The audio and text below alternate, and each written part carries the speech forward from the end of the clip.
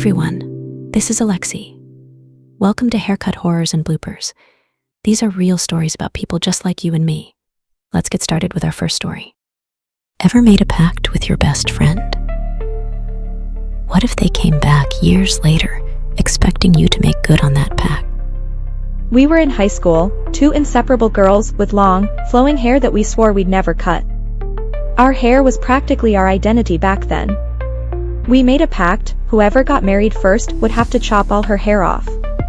At the time, it seemed like a fun, silly way to ensure we stayed best friends forever, unattached and free. Fast forward to today. I hadn't spoken to my old friend Amanda in years. We lost touch after graduation, as people do, but I always thought of her fondly. Life went on. I moved to a new city, met someone special, and now, I'm getting married. My wedding announcement was printed in the local newspaper, and I was blissfully excited about the big day. Then, Amanda showed up. It was out of the blue. She called me first, saying she'd seen the announcement and wanted to catch up. I was thrilled at first, but when she arrived, things got weird. Amanda wasn't the bubbly girl I remembered. She seemed intense. And she hadn't forgotten about our pact. The pact, she said, grinning as though it had all happened yesterday. Remember? You promised. Now that you're getting married first, you have to cut your hair short. I laughed, thinking it was a joke. Oh, Amanda, that was so long ago. We were kids. Her face remained serious. No, I'm serious. A pact's a pact. You have to do it. The air in the room thickened. Amanda's eyes bore into mine, and there was something unsettling about her demeanor. At first, I brushed it off. But the more we talked, the more insistent she became. I'm not leaving until you cut your hair, she finally said, her tone flat, almost forceful. I started to feel nervous. Was she really being this intense about an old teenage pact? My fiancé loved my long hair, and I did too. But the way Amanda spoke, it was like she needed this to happen. The more I resisted, the more she pushed. She wasn't angry. She was unnervingly calm. I found myself trapped by her request. What had gotten into her? Eventually, I gave in.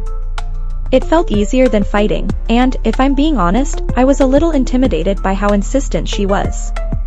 So we drove to my salon.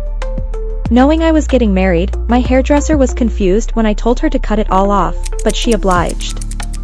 With every snip, I felt like I was losing a part of myself. Amanda watched, smiling an eerie, intense smile as the scissors worked their way through my locks. The haircut was over with. And now I stood there paying for the haircut at the counter. And then, just like that, she was gone. I didn't hear from Amanda after that. I guess she left town as suddenly as she had arrived. I tried not to think too much about it, explaining the whole ordeal to my fiancé, who was understandably shocked but supportive. Over time, I got used to my new look. It was just hair, after all. But then, a few weeks later, something stopped me cold. As I was flipping through the local newspaper, a headline caught my eye, Amanda's wedding. It had been printed just a few days after my own wedding announcement.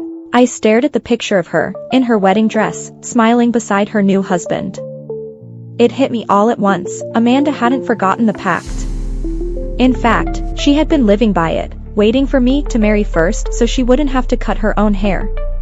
She had been engaged this whole time, probably waiting for months, maybe even years, just to make sure she didn't have to be the one to keep the promise. The realization made me shiver. She'd shown up, reminded me of the pact, and insisted I cut my hair so she could keep hers.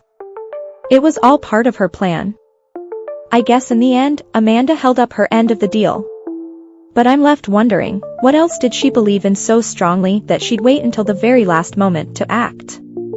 Sometimes, the past has a way of creeping back into your life, bringing with it more than you ever bargained for. Wow. That was pretty far out there. Leave a comment on what you thought about that story. Okay, here's our next story coming up. Have you ever wondered how your favorite actress goes from short hair in a movie to long, flowing locks just months later? Well, I found out the secret firsthand, and it's not what you think. I worked at a high-end hotel, and one day, one of my all-time favorite actresses checked in. At first, she barely noticed me, just a tired traveler after a long day. But the next evening, something incredible happened. She asked me to keep her company after a long day out. I couldn't believe it. My idol wanted to chat with me. We talked, but mostly, she talked. And I listened, hanging on every word. Finally, I got the nerve to ask about her hair. How did she keep it looking so perfect? She laughed when I asked her that question.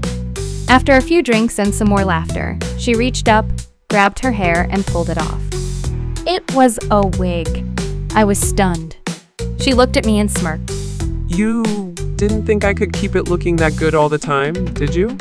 Turns out, the glamorous hair we see in Hollywood is often just an illusion. Behind the scenes, it's all wigs and hairpieces. She even admitted she'd prefer to keep her hair short and simple, but had to maintain the image fans expected. I left that night with autographs, photos, and a whole new perspective. The next day, I went straight to the salon. When they asked what I wanted, I said, cut it all off. I didn't need to chase anyone else's look anymore. It was time to just be me. Oh, wow. That's the best advice that anyone can hear. Just be you. Don't try to be anyone else but yourself. That's it for the stories. I truly hope you enjoyed them. Come back for more haircut horrors and bloopers to fulfill your day. That was some great stories we heard today. I hope some of them inspire you.